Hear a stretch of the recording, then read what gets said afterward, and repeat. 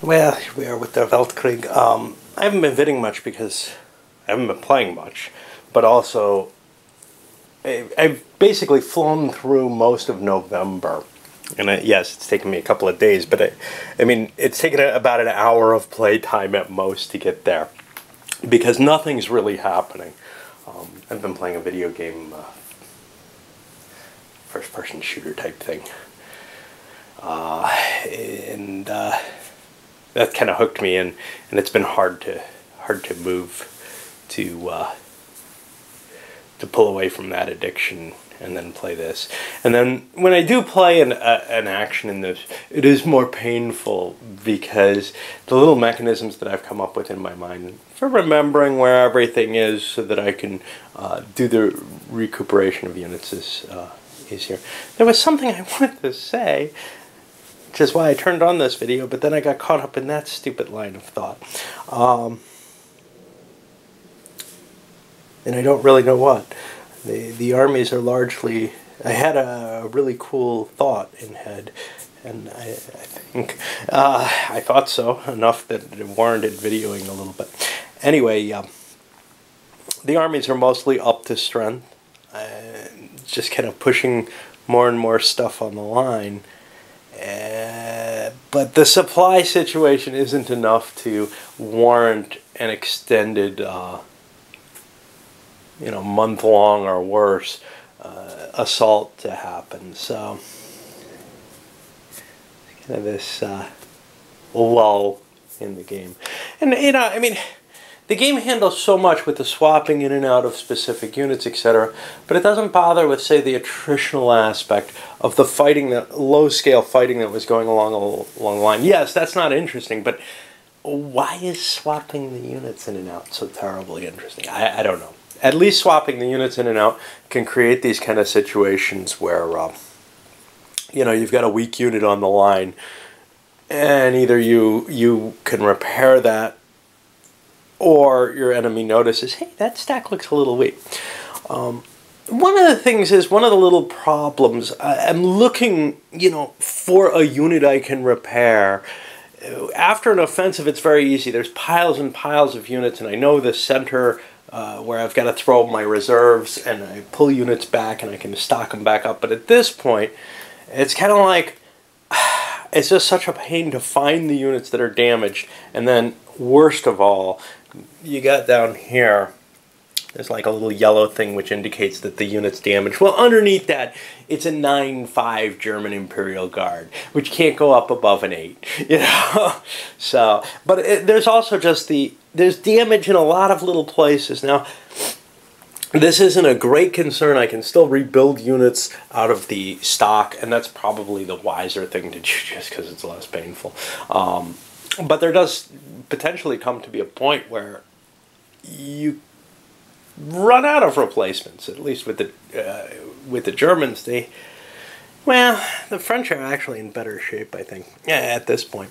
Anyway, at that point, I think it's time for an offensive, rather than working to get everything up to perfect strength. Although it sucks not to be able to do that. Something in my mind says I should be able to optimize this. Anyway, we'll continue on slowly through. I don't know how long it's going to take me. Well, another infuriating case. This LHR unit for the Brits was withdrawn this turn. It's referred to as a 3-4 unit everywhere in the reinforcements up to this point. Now, my understanding now at this point is it probably should have come in with a -1 strength point on its flipped side as a 4-4. It couldn't be recovered because it's the wrong color. This is how the rules would react if it was explained that, yeah, the unit, you'd have to modify the unit. It's withdrawn as a 3-4. There's no replacements you could use to bolster it up if you wanted to bring it out, if you had to bring it out. So there's no way you can bring it out if it's less than a 3-4, but you must. Anyway, I had recovered it to a 6-4, probably illegally somehow. But no matter what, it had come in, and I brought it in as a 4-4 because, well, I assumed counters came in with their strength on them. Probably a little silly. But this is not all hammered out in the game. You kind of have to come through it and realize this is purely a strength point game, which I've said it's close to. Well, it's not. But in order to make things just a little bit less playable mechanically, instead of just making it a counter game where the strengths on the counters count as something even for setup and replacements and for these charts here, lists, well, they end up making it a pure strength point game for them even. Now, to me, this is just, you know, getting to the absurd, really, in terms of the support for being able to actually play this on a physical copy with the counters there. I mean, I harp on this again and again, but man, every time I come back to it, and every time I play the game, it comes to this point. I'm not going to give up on it because what I'm playing right now, which is Fallout, is going to absorb my interests. So I'm going to keep trying this, and I'm going to give it another little bit of a shot, but I may not finish this thing. Even the person I know online who plays it the most doesn't play the whole war scenario on these. He plays the campaigns, and I think it works okay for that, but it does get too tedious. He also plays it on Vassal, which is a different world as well, too. Alright, I'll try to muddle through this turn, and I think that's it for today. I've done all of 2 turns. You know, I could do 3 months in a day without it interfering because it's New Year's Day. Plus, I'm out of work. Alright. Well, that's the end of November and nothing exciting happening there. Just some more shifting of troops. Going to move into December. I don't expect an offensive there. Although there are certain advantages to a winter offensive in that the defense has to localize their supplies. Now, both sides have spread out their supplies amongst their headquarters, which means, in a sense, it's hard to make an offensive because you don't have them in significant power. Also, the Germans have pushed one of their headquarters up off the rail line so that they can actually cover all their units. This is something they have to remember to do every winter. It means that it's going to be tougher, more mechanically than anything else, to actually arrange for those troops to be in supply if an offensive happens there. It's not that it's going to be difficult to do, it's going to be annoying because I got to pull back, okay, that's 3, and then a 4th to here, and then this run can move up, and I'll be swapping headquarters instead of simply flinging the supplies over the rail net. Again, this is one of those things in the game that is like the swapping of troops and everything else. Seems to be mainly an exercise in tedium and annoyance rather than getting to the heart of the game. There isn't enough excitement and interest in individual units to make all this effort makes sense. There isn't enough locking in of the headquarters. I can fling them about by rail if I want. I just can't throw the supplies. So moving the entire army headquarters and switching headquarters is quicker than transferring some supplies. It all just doesn't strike true in my heart. It feels to me like there's something significant missing from the game. Or there's way too much detail on things that don't have much of that. That's just my view on it. Alright, let's see if we can get December on here too. Well, with the new supplies in hand, the Germans decided to try, and succeeded, in taking advantage of a little weakness in the French line. Now, all along here, the French have a couple of units. This isn't necessarily the weakest point on the line. There were 6 strength points there, which seemed pretty significant. But the Germans, compared to what was in place, the Germans had a lot of new replacement big units that they had built up. They built 2 more this turn. They got another one in as a reinforcement. They had someone kicking around somewhere that I had lost. So I threw all those big reserves by the rail net, and I can pull, 15 divisions this way into play. Sometimes shifting them into close units that could reach in there because in some cases the movement points didn't quite work out. The rail line is a problem, and sometimes I notice this and sometimes I don't, which is this World War II era line, which looks very much like all the other solid lines, but if you look closely there's a dashed line underneath it. That means it's World War I, narrow, single track. World War II is double track. I think it kind of sucks to use the same map for both games. I see the advantage to that, but it definitely has a cost. And for me, it's about 50-50 on not noticing that. So, you know, this game that's trying to be very realistic, well, when it plays in a real player's hands, as opposed to, you know, some projected perfect player who will be able to handle all these aspects without ever making a mistake, well, the realism actually takes a fall due to the mistakes that I'm likely to make, or that someone like me is likely to make, someone willing to actually play the game on a board.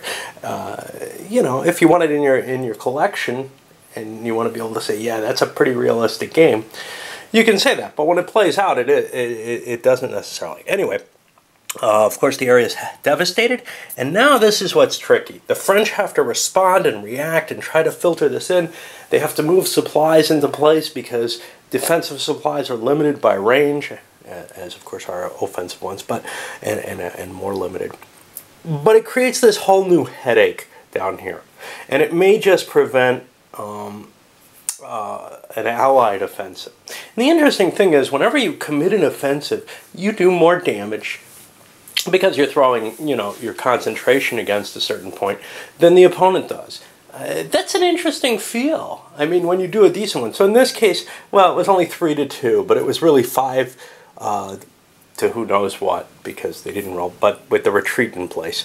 So now, you know, the Germans have leverage in 2 directions that they can go. Now, they're still facing trenches in both these cases, but they're not facing this river line that they were able to cut. This is a clear terrain hex. So they had a -4 to +2 as their modifiers. -4, -2 for the river, -2 for the trench line. Anyway, we'll see how that boils down. So touching on that realism issue again, and I've hit this before, this time I got to withdraw this, which came in as a 3-4, well, it's got no 3-4 strength, is one of these units that is different colored, couldn't possibly receive replacements. I guess they could shift and mix together and cause one unit.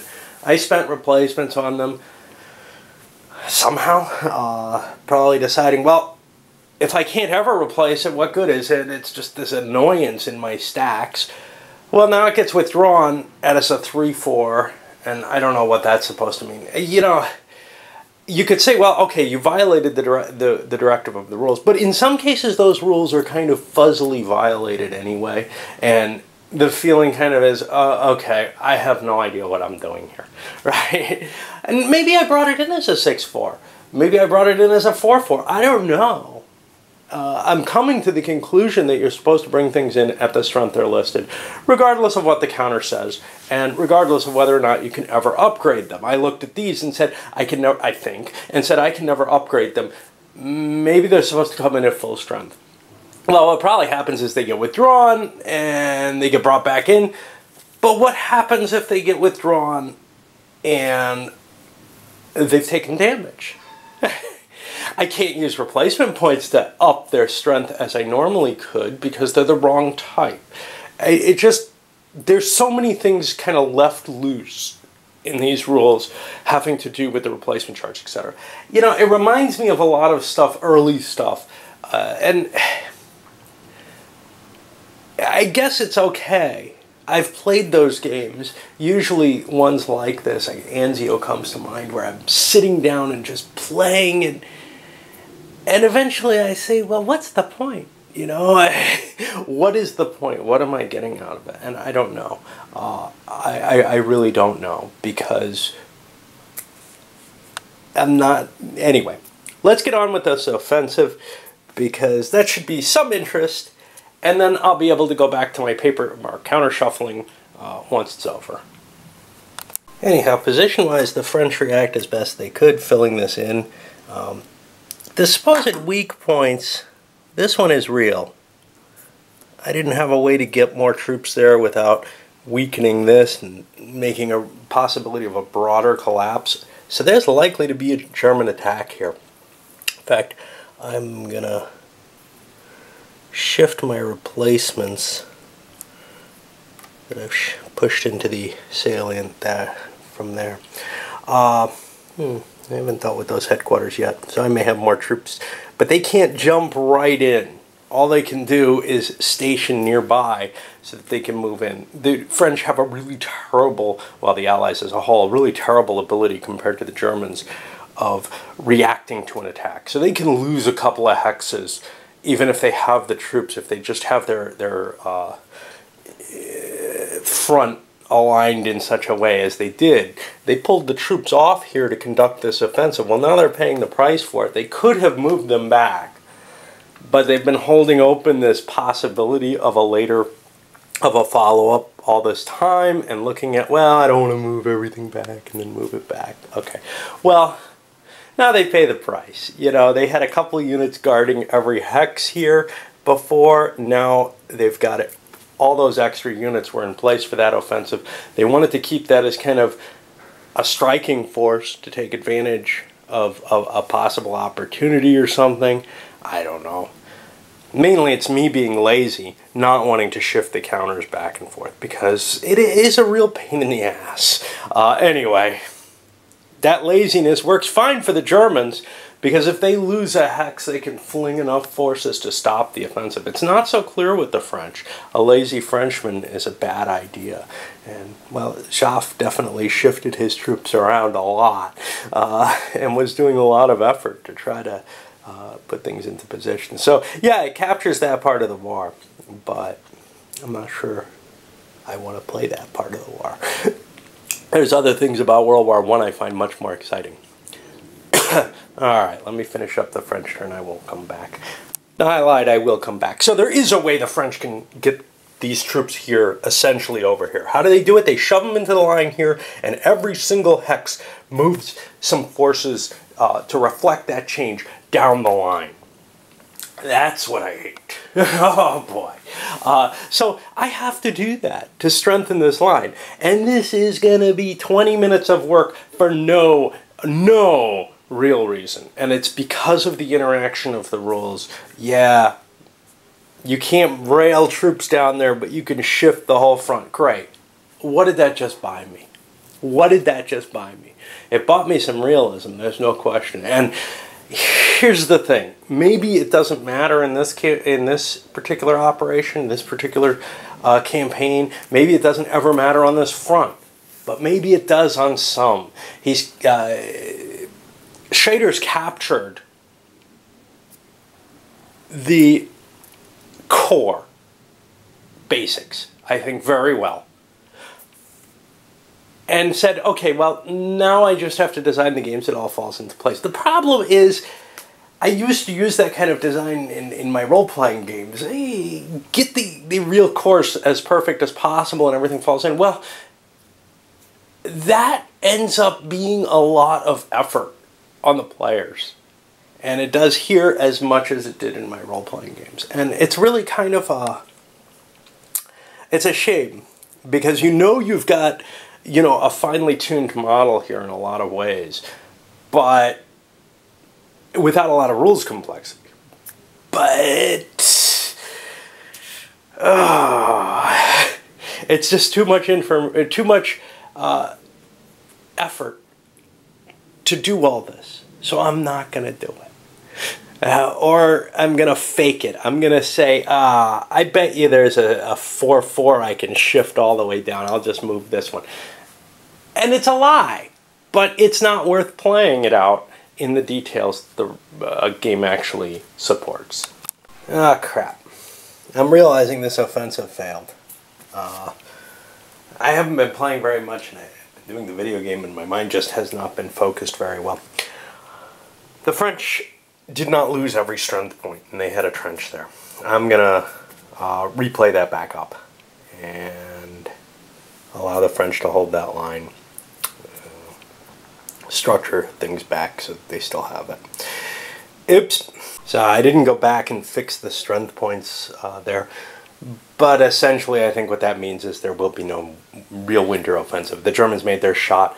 You see the French line is fairly built up. They'll be able to shift things around again. But I just can't see doing one. I don't know what this trench is. Probably one I removed in the offensive, we'll see. Okay, so at the end, the French fiddled their piece, but at the end of the German turn I also moved a bunch of their engineers into place to form the Hindenburg line. Now, I no longer have access to the rules for this. The rules in here are wrong. Bang. Totally wrong. I mean, they do not work. There has to be a trench in place. Well, a trench can only be in place in the front line. That doesn't represent the historical reality. I went and looked this up because on the living rules.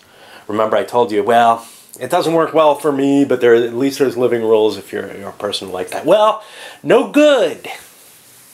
They were taken down. I don't know if this is Decision Games or if this is actually SPW's own decision here. I know Decision Games tends to not allow living rules if they have a vassal module. It has to do with the release of a vassal module. And as far as I'm concerned, okay, well, don't buy the boxed game then, because it ain't going to come with the rules that you want. This game does not come with the rules that you need, and you no longer have access to them online. You no longer have access to them. There is no errata published. There wasn't one, as far as I could tell at least, even when the living rules were up, which made my life hellish because I would like to just make the changes in the from the errata. This is beginning to really piss me off because I can't look up what the actual rules for the Hindenburg line are. I remember them kind of, I'm just faking them from my memory. I think that they have to be on double rail line again, which means I can't build them back here. I'm not sure how reasonable that is, but whatever.